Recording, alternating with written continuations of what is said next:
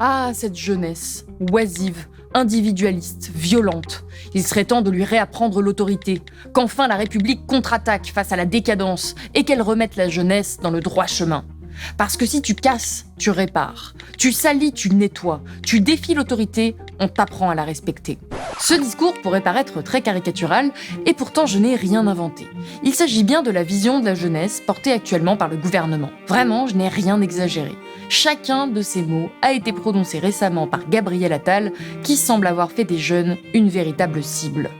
Il y a un problème de violence chez les jeunes. Nous lutterons contre l'oisiveté par tous les moyens, justement pour les remettre dans le droit chemin. Tu casses, tu répares, tu salis, tu nettoies, tu défies l'autorité, on t'apprend à la respecter. Il faut aussi parler du repli sur soi de nos jeunes, de cet individualisme parfois forcené. Vous en pensez quoi de Macron ? Moi je travaille avec lui, donc... Comment ça ? Qu'est-ce que c'est que ça ? Pourquoi tu dis ça ? Est-ce que vous êtes content d'être là d'abord ? Non, c'est rassurant. Aujourd'hui, c'est la République qui contre-attaque. Vous avez bien vu, bien entendu. Si l'on en croit les mots du Premier ministre, l'une des plus grandes menaces pour notre pays, ce serait une partie des jeunes. Et pour y répondre, le gouvernement est en train de mettre en place des mesures parmi les plus répressives de ces dernières décennies. Internat forcé, modification de la justice, des sommes colossales vont être dépensées pour rétablir l'autorité au détriment des droits des mineurs. Alors en quoi consistent ces mesures ? Quels dangers font-elles encourir aux jeunes ? Et quand bien même on considérerait que les jeunes ont vraiment un problème avec l'autorité, ces mesures sont-elles efficaces ? C'est ce qu'on va voir tout de suite dans cette nouvelle émission pour Blast.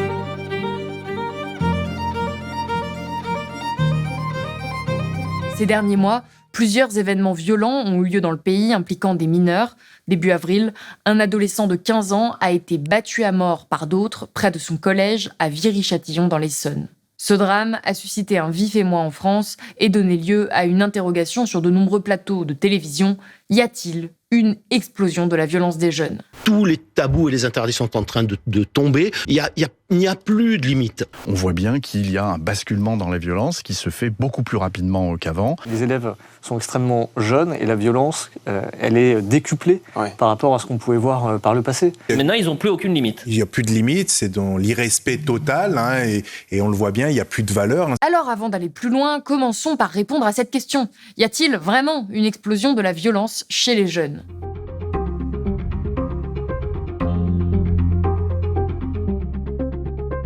Au-delà des commentateurs de plateau, cette idée selon laquelle la jeunesse serait plus violente qu'avant a été reprise par les membres du gouvernement, à commencer par le ministre de la Justice. La délinquance des mineurs a évolué, qu'elle est plus violente qu'autrefois. On peut en effet s'interroger au vu de l'enchaînement des faits divers tragiques et très médiatisés.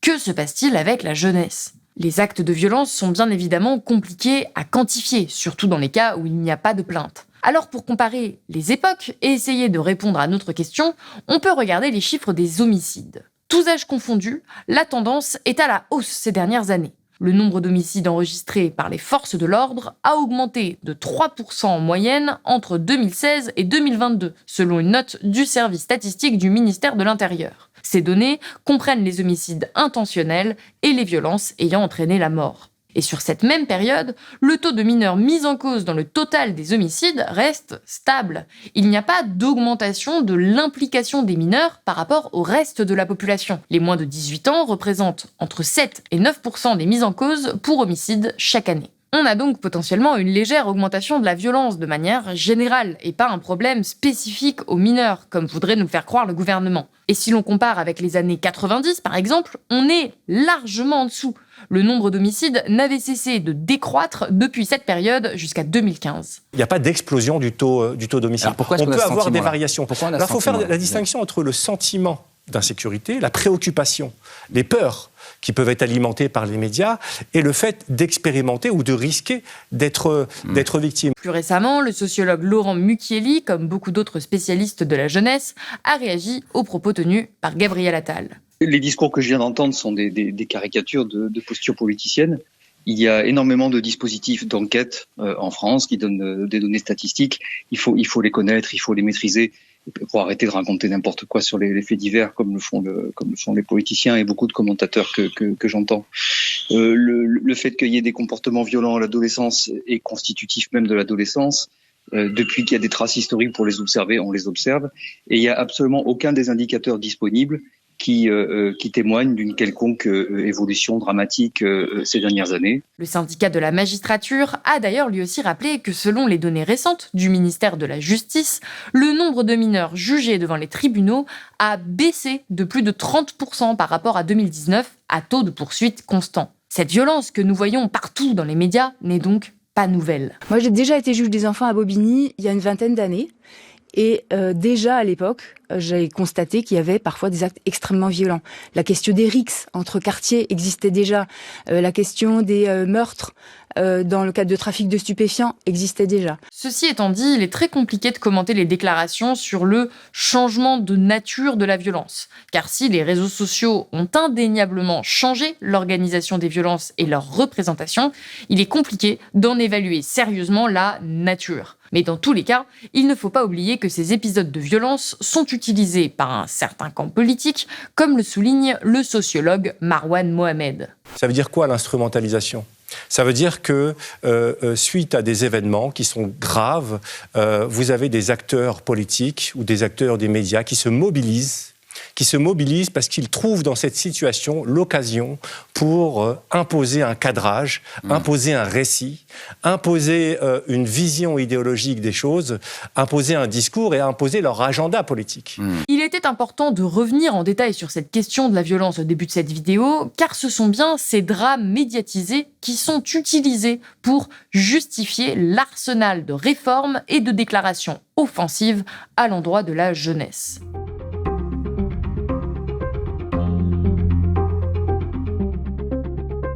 Passons maintenant aux dispositifs mis en place par le gouvernement en ce qui concerne la jeunesse. L'une des déclarations qui marque un véritable tournant, c'est celle concernant l'excuse de minorité. La culture de l'excuse, c'est fini. Le Premier ministre s'est dit ouvert à l'atténuation de cette excuse, c'est-à-dire l'un des fondements de la justice en France, puisque notre justice ne traite pas de la même manière les mineurs et les majeurs. Et pourtant, changer cela, c'est l'une des demandes de l'extrême droite depuis longtemps, à laquelle Gabriel Attal semble céder. Je suis favorable à ce qu'on regarde s'il est possible et efficace d'atténuer l'excuse de minorité. Le gouvernement souhaite d'ailleurs que dès 16 ans, un mineur ayant commis un délit ou un crime puisse être jugé en comparution immédiate, comme c'est déjà le cas pour les adultes. Ces déclarations ont fait bondir de très nombreux professionnels de la justice. Revenir sur ce principe de l'excuse de minorité, c'est considérer aujourd'hui qu'un enfant est un adulte. Un enfant de 13 ans, il encourrait les mêmes peines qu'un adulte. C'est la négation même de l'enfance, de l'idée qu'on est un adulte en devenir. La justice des mineurs s'adresse à des adolescents, qui sont des êtres en construction. Et entre l'âge de 13 ans, qui est l'âge à partir duquel il y a une présomption de responsabilité pénale, et l'âge de 18 ans, âge de la majorité pénale, chacun peut constater que nos adolescents évoluent de manière extrêmement importante. D'ailleurs, la science nous dit que le cerveau de l'être humain change de manière absolument importante à 2 périodes de la vie, dans les 3 premières années de la vie et pendant la période de l'adolescence. Et on sait également que le développement du cerveau des adolescents fait que le développement pulsionnel précède le développement de la capacité de contrôler ses pulsions. Juste après les annonces du Premier ministre, l'UNICEF a exprimé sa vive préoccupation à l'égard des mesures annoncées, lesquelles semblent compromettre les avancées de la justice pénale des mineurs. Et dans la foulée, le principal syndicat des éducateurs de la protection judiciaire de la jeunesse alertait sur le risque de stigmatiser les jeunes en difficulté et de bafouer l'un des principes fondamentaux de la Convention internationale des droits de l'enfant, dont la France est signataire. Et tout ça, toutes ces déclarations, alors que la justice dispose déjà de leviers très importants pour sanctionner les mineurs en cas de graves infractions. Seulement, ce n'est pas forcément le plus efficace en fonction des cas, comme le rappelle le sociologue Sébastien Rocher. Est-ce que la sévérité est de nature à limiter la délinquance violente chez les adolescents ? Si on appelle sévérité la durée des peines d'incarcération, la réponse est non. C'est-à-dire, plus vous allez sanctionner durement un adolescent, plus il va récidiver souvent et vite après l'appel. Et ça, c'est quelque chose qui a été mesuré depuis la fin des années 70 aux États-Unis, parce qu'il y a eu tout ce qu'a dit Gabriel Attal. En gros, c'est ce que disait la droite conservatrice américaine dans les années 80. L'un des deuxièmes axes de son discours consistait à punir les parents des enfants délinquants. L'éducation, cela commence d'abord à la maison. Aussi, lors des consultations, je souhaite que nous aboutissions à des mesures pour responsabiliser davantage les parents démissionnaires. Responsabiliser ces parents, c'est faire en sorte qu'ils aient à répondre, eux aussi, davantage des actes de leur enfant. Pour cela, je propose d'ores et déjà 3 idées. D'abord, réprimer plus largement et plus sévèrement les manquements des parents à leurs obligations. Ensuite, je souhaite, comme je l'avais annoncé dans ma déclaration de politique générale, que les parents défaillants puissent faire l'objet de travaux d'intérêt général.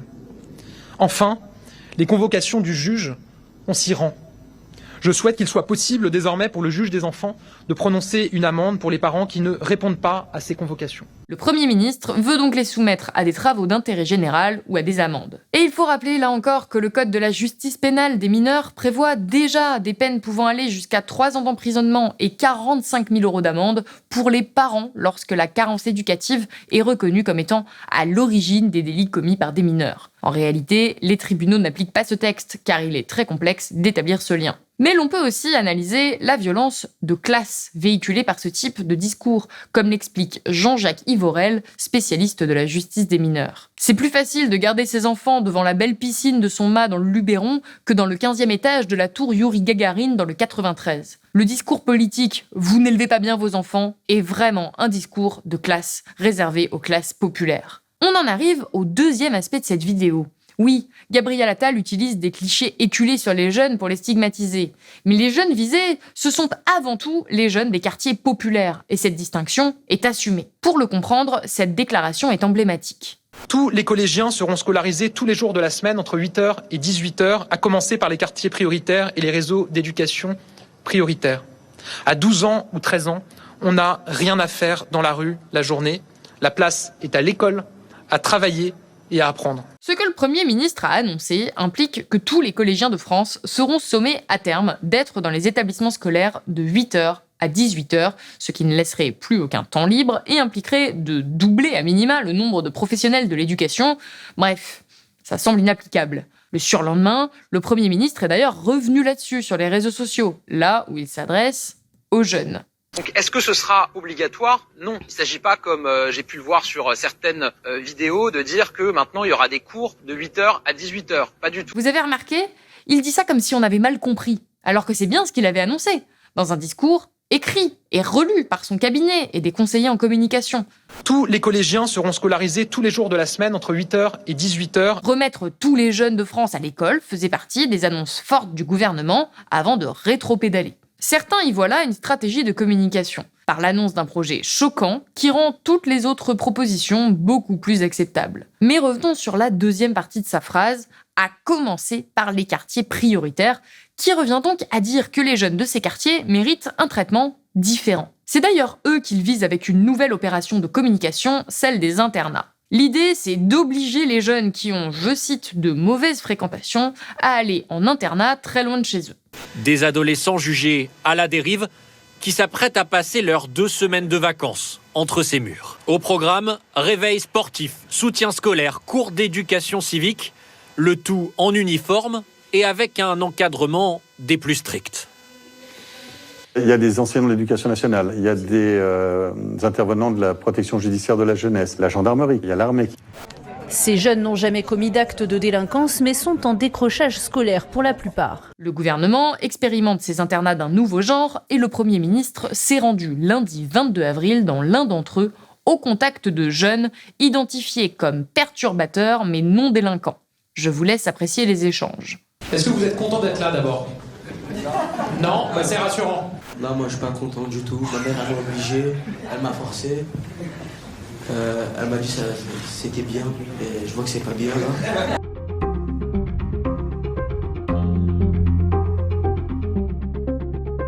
Ce que le gouvernement ne prend jamais en compte dans les annonces concernant les jeunes, ce sont les inégalités ou la violence sociale qu'ils subissent. On en a déjà parlé dans plusieurs vidéos à Blast. La ségrégation spatiale ne cesse de s'intensifier en France. Dans les banlieues françaises, le taux de chômage est 2,5 fois plus élevé que pour la moyenne nationale et un quart des jeunes de 16 à 25 ans sont non scolarisés et sans emploi, contre 13% pour l'ensemble de la population. Les chiffres concernant le taux de pauvreté sont encore plus accablants. Ils dépassent 40% dans les quartiers prioritaires, soit 3 fois plus que la moyenne nationale. Plus de la moitié des enfants, 6 sur 10, sont confrontés à la grande pauvreté, alors que la moyenne nationale est plutôt de 2 enfants sur 10 dans cette situation de détresse. Le gouvernement se focalise sur l'autorité, comme si cela n'avait aucun rapport avec les questions sociales. Pourtant, ces questions ressurgissent immédiatement quand il va parler avec ces jeunes. Comment ? Vous êtes riche. Vous êtes plutôt, mais oui. Le plus important. L'important, c'est de faire des choses qui vous plaisent. Vous en pensez quoi de Macron ? Ah bah moi je travaille avec lui, donc comment ça ? Qu'est-ce que c'est que ça ? Pourquoi tu dis ça ? Pas un mot non plus sur le financement de l'éducation nationale, alors que tout son discours est traversé par des mesures concernant l'école, comme par exemple le doublement du nombre d'heures d'enseignement civique et moral, sans qu'il ne soit jamais précisé comment tout cela va être financé. Rappelons qu'à la rentrée 2023, 3000 postes d'enseignants étaient toujours vacants, à cause, notamment, des mauvaises rémunérations des enseignants, parmi les plus basses des pays de l'OCDE. Et le gouvernement a prévu de supprimer des centaines de postes d'enseignants en 2024. On l'a documenté à Blast depuis des années. L'éducation nationale est en crise. Les professeurs et professionnels du secteur appellent désespérément à l'aide et ne reçoivent en échange que des directives pour appliquer plus d'autorité, sans obtenir les moyens qui permettent d'exercer correctement. Je suis une élève à Blast Sandrard dans le 93. Évidemment que ça fait un an que l'ascenseur ne marche plus. Sympa. Je suis prof de français dans le 93. Évidemment que quand j'étais enceinte, mes élèves n'ont pas eu cours de français pendant 6 mois à leur année du bac. Je suis élève à Blast Sandrard, bien évidemment que le chauffage ne fonctionne pas. On est à Blast Sandrard, évidemment qu'on n'a pas de plafond dans nos toilettes et qu'on fait pipi dans le noir. Je suis élève à Blast Sandrard dans le 93. Évidemment que j'ai des têtes toutes cassées. Je suis une élève à Blast Sandrard dans le 93. Évidemment qu'on n'a pas de table pour faire cours. Au moment où Gabriel Attal fait ce discours, c'est tout un pan des enseignants qui fait grève pour tirer la sonnette d'alarme et réclamer des moyens budgétaires et humains urgents. Et tout ça fait partie de ce système éducatif français inégalitaire, au point que l'école française est l'une des écoles les plus reproductrices d'inégalités au sein des pays de l'OCDE. Et si les inégalités sociales ou le financement de l'école n'intéressent que très peu Gabriel Attal, depuis son passage au ministère de la Jeunesse, en passant par le ministère de l'Éducation jusqu'au poste de Premier ministre, il ignore carrément celle des discriminations ou encore des violences commises par les institutions. Lorsque les banlieues se sont embrasées suite à la mort de Naël, le gouvernement a bien vite oublié le déclencheur de ces violences, à savoir l'assassinat d'un adolescent par un policier, alors qu'il ne présentait pas de menace pour le dit policier. Mais non, aujourd'hui, on ne parle pas de tout ça. Toute la réalité de la violence sociale, des discriminations, des violences policières est effacée derrière un discours autoritariste simpliste. Pourtant, il est fondamental, lorsqu'on veut parler d'autorité, de se demander qui exige l'autorité. En 2020, 79% des jeunes considéraient que les violences policières sont une réalité en France et que les fonctionnaires qui commettent une faute sont souvent couverts par leur hiérarchie. On rajoutera à cela les multiples exemples de ministres mis en examen, de responsables politiques de très haut niveau, condamnés par la justice, dont la plupart des jeunes ont déjà entendu parler, et l'impression d'une justice à 2 vitesses qui n'est jamais prise en compte dans les discours politiques. La sociologue Caroline Cardy analyse les violences commises par les jeunes ainsi. En tant que sociologue, j'y vois davantage le signe de la fin d'un état social et les conséquences d'inégalités sociales, de classe et de genre notamment. Et donc, pour répondre à ce qui est aussi une crise sociale, le Premier ministre fait appel à des mesures stigmatisantes pour les jeunes. Il souhaite par exemple qu'une mention soit faite du comportement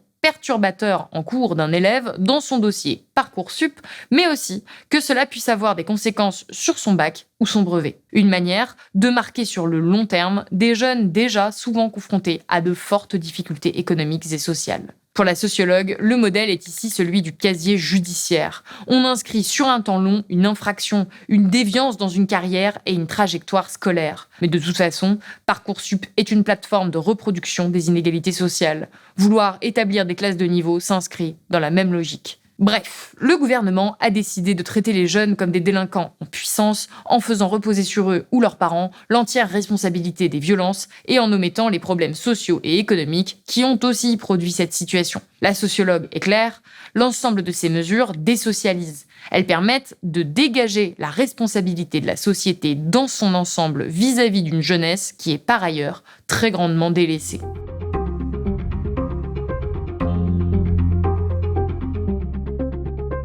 Vous l'aurez compris, les clichés que mobilise Gabriel Attal sur les jeunes sont globalement infondés. La séquence médiatique et politique dont nous sommes actuellement les témoins est montée de toutes pièces. Non, il n'y a pas une explosion de la violence chez les jeunes. Non, les jeunes d'aujourd'hui ne sont pas plus problématiques que les jeunes d'hier. Ils ne sont d'ailleurs pas plus oisifs non plus. Si malgré tout ce qu'on a déjà dit, vous continuez quand même à vous dire que les jeunes sont plus violents qu'avant, plus décadents, qu'ils sont en rupture avec l'ordre établi, qu'ils sont plus individualistes, n'oubliez pas une chose. Cette impression négative que peuvent avoir une partie des plus âgés, ça fait 3000 ans que ça dure. Le poète grec Hésiode écrivait déjà en 720 avant Jésus-Christ « Je n'ai plus aucun espoir pour l'avenir de notre pays si la jeunesse d'aujourd'hui prend le commandement demain parce que cette jeunesse est insupportable, sans retenue, simplement terrible ». 2 siècles plus tard, on attribue à Socrate ce réquisitoire à l'encontre de la jeunesse. Nos jeunes aiment le luxe, ont de mauvaises manières, se moquent de l'autorité et n'ont aucun respect pour l'âge. À notre époque, les enfants sont des tyrans. Ce bon vieux refrain du « c'était mieux avant » est un marronnier du regard porté par les plus âgés sur les jeunes générations. Et si je suis peut-être un petit peu plus engagée que d'habitude dans cette vidéo pour Blast, c'est parce que ça fait des années que je combats ces clichés d'un autre temps. J'y ai même dédié un livre entier, fait à l'appui, pour montrer que non, les jeunes ne sont pas plus incultes, paresseux, égoïstes ou désobéissants qu'avant. Visiblement, nous n'en avons pas terminé avec cette stigmatisation des jeunes, et particulièrement des jeunes des quartiers populaires. Alors si cette vidéo vous a plu, n'hésitez vraiment pas à la partager autour de vous. Je vous rappelle que Blast est un média indépendant, que si j'ai pu réaliser cette vidéo, c'est grâce à vous, notre audience. Donc si vous voulez nous soutenir financièrement, vous pouvez faire un don ou vous abonner sur blast-info.fr. Et moi je vous dis à bientôt.